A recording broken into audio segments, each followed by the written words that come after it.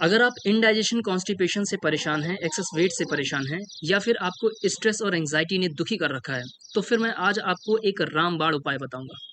जी हाँ, कपालभाति प्राणायाम इन सारी समस्याओं को बस कुछ ही दिनों में ठीक कर सकती है। लेकिन इसके लिए कपालभाति प्राणायाम की सही टेक्निक जानना ज़रूरी है और ये जानना ज़रूरी है कि इसे कब करना चाहिए और कब नहीं करना चाहिए। तो आज हम वीडियो को शुरू करते हैं। कपालभाति प्राणायाम करने के लिए आपको सबसे पहले तो बस शांति से बैठना है, जिसमें आप पैरों को बहुत ही नॉर्मल तरीके से आप रख सकते हैं सुखासन में। जैसे ये मैंने पैर को रखा और इस तरीके से दाहिने पैर को उठा करके पिंडलियों के बीच में उंगलियों को रख लिया और नीचे वाला जो पैर होगा उसकी उंगलियां भी पिंडलियों में ही रहेंगी। तो फिर इस प्रकार से हम बैठ जाएंगे। सिंपली कमर को ऊपर की तरफ हम स्ट्रेच्ड रखेंगे। बाद इस हाथों को सिंपली एक मुद्रा में, जिसको हम बोलते हैं ज्ञान मुद्रा में ऊपरी हिस्से के अंगूठे को और इंडेक्स फिंगर को हम मिला लेंगे।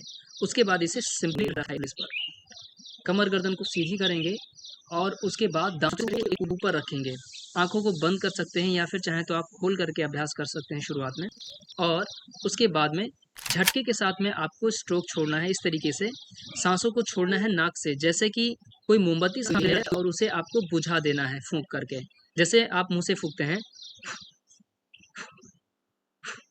ठीक ऐसे ही नाक से फूंकना है।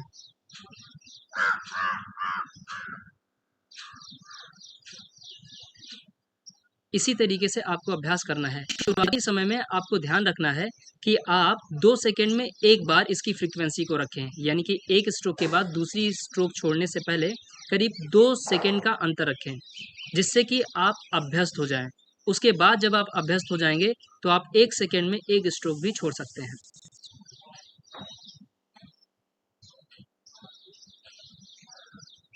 ठीक इस तरीके से कपालभाति प्राणायाम करने से पहले आपको ये ध्यान देना है कि कहीं आपको पेट में या सीने में कोई ब्लीडिंग ना हो। आपने अगर कोई पेट में या सीने में कोई ऑपरेशन करवाया है जिसमें अभी 6 महीने नहीं बीते हैं, तो आपको ये अभ्यास नहीं करना है। मेंस्ट्रुअल के पीरियड में माताओं बहनों को और स्पेशली गर्भावस्था में नहीं करना है इस अभ्यास को। अगर कोई अल्सर की समस्या है या हर्निया की प्रॉब्लम है तो इस अभ्यास को नहीं करेंगे।